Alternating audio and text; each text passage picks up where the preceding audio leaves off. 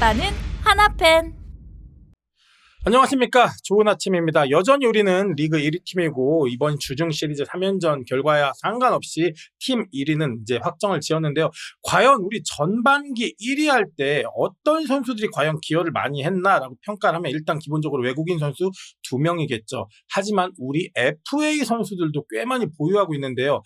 자, 7년에서 혹은 8년을 정말 잘 뛰어야 평생 한 번 기회가 올 법한 이 FA 이 자격과 그리고 구단은 어마어마한 돈을 쏟아부으면서 즉시 전력감 선수를 바로 영입해서 구단의 성적을 바로 급등시킬 수 있는 기회 요소 FA, 이 접점이 맞아서 FA 선수의 계약이 이루어지는데, 자, 과연 우리 FA 선수들 월급날 월급 받을 때 뿌듯하면서 당당할까요? 오늘은 조금 우리 한화의 민낯이기도 한 이 부분을 여러분과 함께 얘기해보고 싶습니다. 자, 우리 총 15명의 선수에게 667억 원이라는 돈을 쓴 구단입니다. 그 결과 어떤지 함께 보시죠.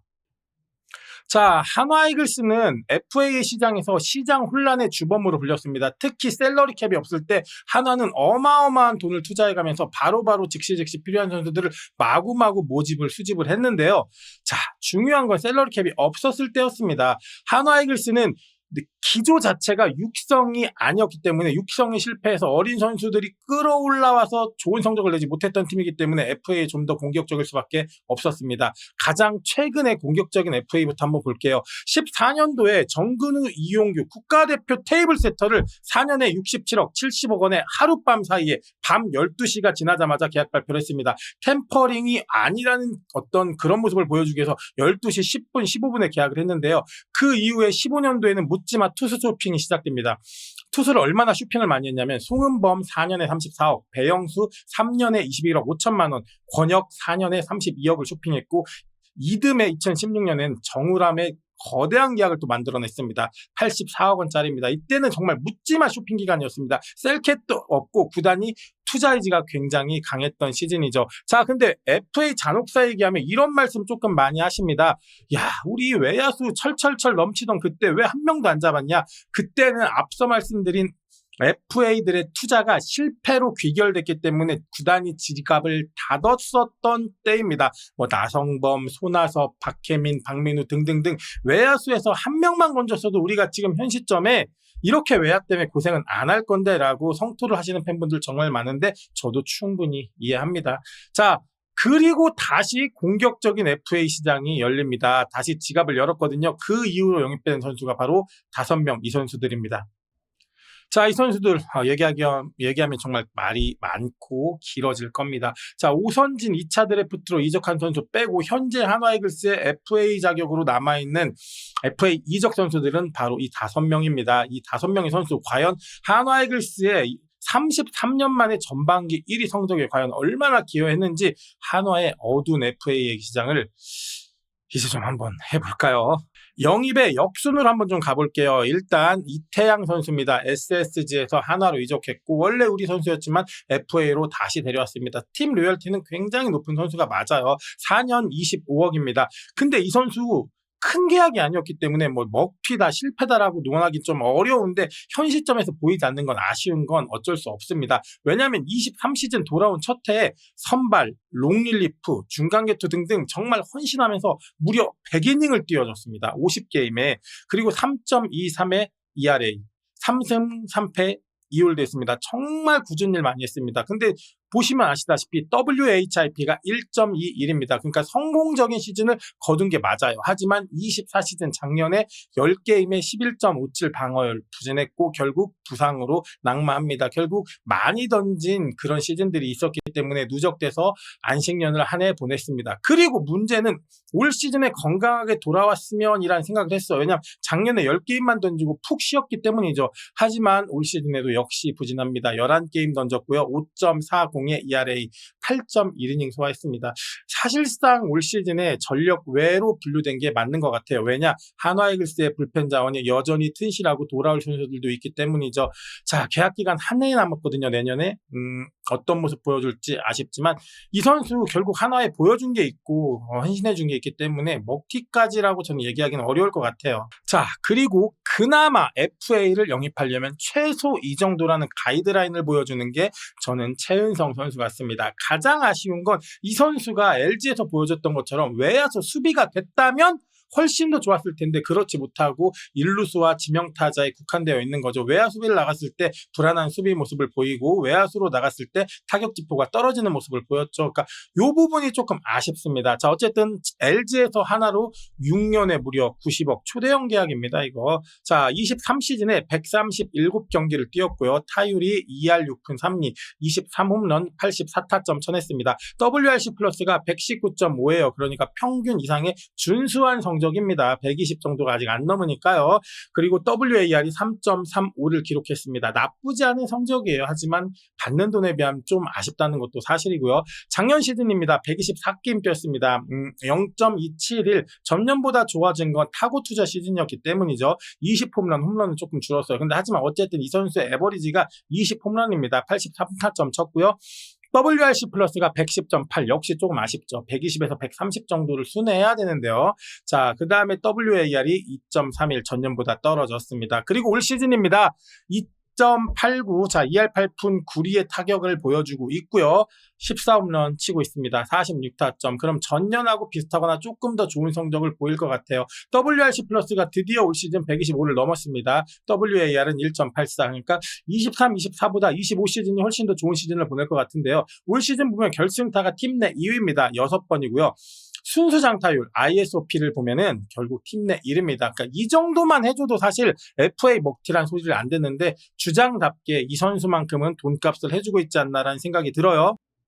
자, 지금부터 조금 머리가 아픕니다. 이제 24시즌 데리고 온 안치홍 선수입니다. 기아에서 롯데로 갔고 롯데에서 하나로 왔는데 이 선수 이제 뮤추얼 옵션까지 해서 뮤추얼 옵션 포함해서 4+2 72억입니다. 자, 첫해 24시즌 3할 타자였습니다. 팀 내 유일했고요.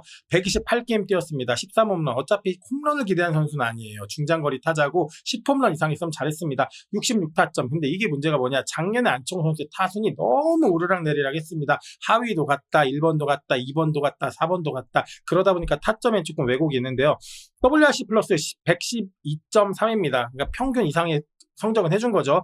WAR 2.99 기록했습니다. 근데 문제는 올 시즌입니다. 40게임 뛰었는데 역대 최악의 성적을 보이고 있습니다. 1할 오픈 5리고요. 홈런 하나 그리고 11타점.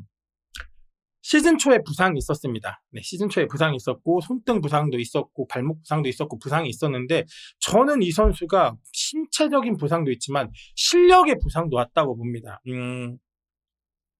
아주 조심스럽게 에이징 커브를 좀 의심해보지 않을 수가 없습니다. 근데 이 선수 워낙 꾸준함의 대명사 아닙니까? 통산 타율이 2할 9푼 5리입니다.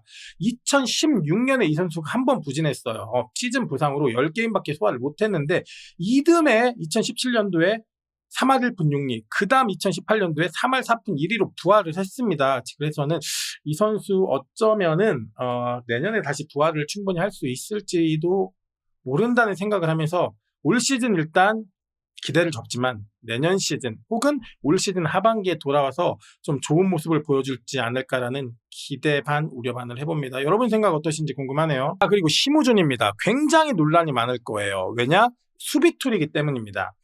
2025 시즌 심우준 선수를 KT에서 하나로 데리고 온 게 4년에 50억입니다. 야, 그때 너무 비싸다라고 했어. 근데 여러분 유격수라는 자원 자체가 시장에 나오기가 너무너무 어렵습니다. 그리고 KT에서도 40억 이상의 오퍼를 했습니다. 자, 근데 이 선수에게 타격 툴 가지고는 얘기를 안 하고 싶어요. 근데 이 부분만 얘기할게요. 통산만큼은 해야죠. 통산 타율이 2할 오픈입니다. 출루율 0.3 장타율 3할 3푼 3리. 그러니까 OPS가 0.633인 선수인데 그럼 저 정도는 와서 해줬어야 돼요. 근데 하지만 2025 시즌 타율이 1할 9푼 2리, OPS가 0.493입니다. 이거 리그 유격수 최하위 수준입니다. 물론 아무리 투고 타자 시즌이라고 해도 그렇게 보기에도 좋은 성적은 아니에요. 자, 그러니까 하나에 와서 일단 타격 지표는 평균보다 못해주고 있어요. 자, 그러면은 이 선수의 수비 굉장히 논란이 될 거예요. 물론 안정적인 수비를 자랑하는 건 맞아요. 근데 이 선수가 부상으로 빠졌던 4주, 그때 하주석 선수가 에러 하나도 없는 수비를 보여줬어요. 반면에 심우준 선수는 쉬운 타구도 놓치는 에러를 5개나 보여줬습니다. 그러니까 수비율, 타구 처리율, 수비 관련해서 어떤 득점 기여도 지표를 다 봐도 현재 하주석이 심우준보다 훨씬 더 좋은 지표를 보여줍니다. 하지만 유격수의 수비 평가는 그 어떤 세이버 지표로도 설명이 안 되는 부분들이 굉장히 많아요. 그래서 이 부분은 남은 시즌 과연 심우준이 수비에서 어떤 결정적 역할을 해주는지를 검토해봐야 되고 하주석과 항상 비교를 해봐야 될 것 같습니다. 50억의 심우준, 1년에 1억 천의 하주석. 같이 상생하고 같이 쓸 수 있으면 제일 좋은데 지금 그렇게 쓰기 어렵지만 심우준 선수의 4년에 50억은 올 시즌 한 해만 볼 게 아니라 일단 내년, 내후년까지 봐야 되지만 올 시즌 타격에서 조금 아쉽고 수비에서 그렇게 높은 지표를 보이고 있지는 않다라는 얘기를 하고 싶습니다.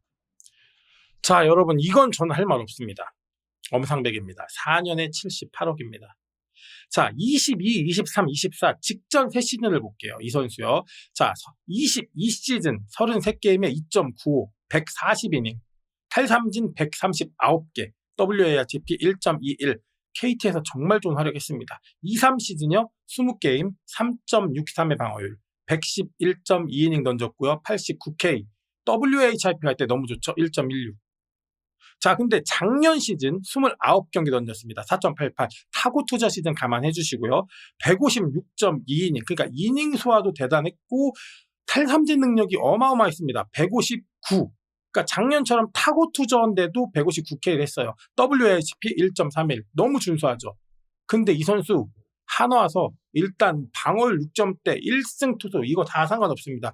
탈삼진 능력 자체가 너무 무너졌습니다. 2게임 잘 던졌어요. 9K, 9개 삼진, 6이닝, 5이닝. 그 실력이 안 나옵니다. 근데 저는 어떤 걱정이 되냐. 야, 선발로서 140, 111, 156, 3년 동안 너무 많이 던졌나? 이미 이 선수는 올 시즌 무너졌습니다. 아무리 하반기에 잘해도 7승, 8승 투수 될까요?